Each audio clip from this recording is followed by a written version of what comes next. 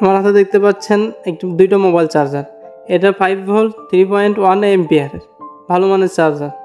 এগুলো অনেক দিন ব্যবহার করার পরে বা হাই ভোল্টেজের কারণে চার্জ দেখায় কিন্তু চার্জ ওঠে না ফোনে, অনেক সময় ধরনের প্রবলেম হয়ে থাকে। এটা 3.1 এম্পিয়ার আর এটা দেখতে পাচ্ছেন মাত্র 1 এম্পিয়ার, এটাও 5 ভোল্ট। এগুলো হাই ভোল্ট বা যে কোনো কারণে প্রবলেম হওয়ার ফলে মোবাইলের চার্জ শুধু দেখায়, চার্জ ওঠে না, আবার কোনোটা চার্জই ওঠে না। তখন আপনি এটা নিজে ঠিক করতে পারবেন। অনেক শক্ত হয়ে থাকে, আমি একটু শক্তিশালী চাকু দিয়ে এটা খুলে নিচ্ছি। এই যে খুলে নিলাম, দেখতে পাচ্ছেন।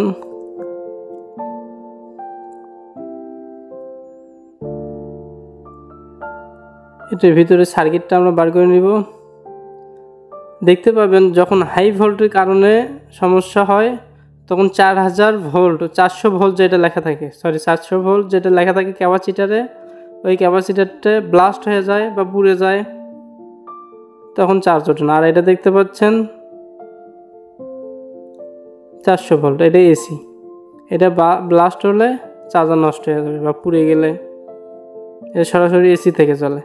আর এই অ্যাডাপ্টার বা ট্রান্সফর্মার থেকে ডিসি হয়ে এই মিনি ক্যাপাসিটারে এসে এটা দেখতে পাচ্ছেন 16 ভোল্ট 10 ভোল্ট। যখন আপনার মোবাইলে চার্জ দেখাবে কিন্তু চার্জ উঠবে না, শুধু চার্জ দেখাচ্ছে, তখন এই ক্যাপাসিটারটার প্রবলেম। আর এই চার্জারটার এই ধরনের প্রবলেম হয়েছে, আমি এই জন্য এই ক্যাপাসিটারটা রিপেয়ার করব। এটা দেখতে পাচ্ছেন 16 ভোল্টের ক্যাপাসিটার।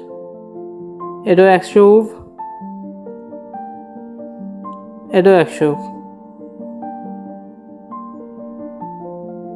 তাদের সাহায্যে এই ক্যাপাসিটারটা খুলে নিব। খুলে নিয়েছি। এ 10 ভোল্ট। যত উফ বেশি পরিমাণ 500 উফ বা 1000 উফ লাগাবেন তত ফাস্ট চার্জিং হবে। আর এর দেখতে পাচ্ছেন যে পাশে একটু কালারিং করা, এটা হচ্ছে মাইনাস, ক্যাপাসিটারের মাইনাস অংশ। আমরা সেইভাবে লাগাবো, মাইনাস এবং প্লাস ঠিকভাবে লাগাবো। দেখতে পাচ্ছেন বোর্ডের ভিতর ক্যাপাসিটারটি লাগানো হয়ে গেছে, সোল্ডারিংও করে দিছি। এবার বক্সের ভিতর সেট আপ করি।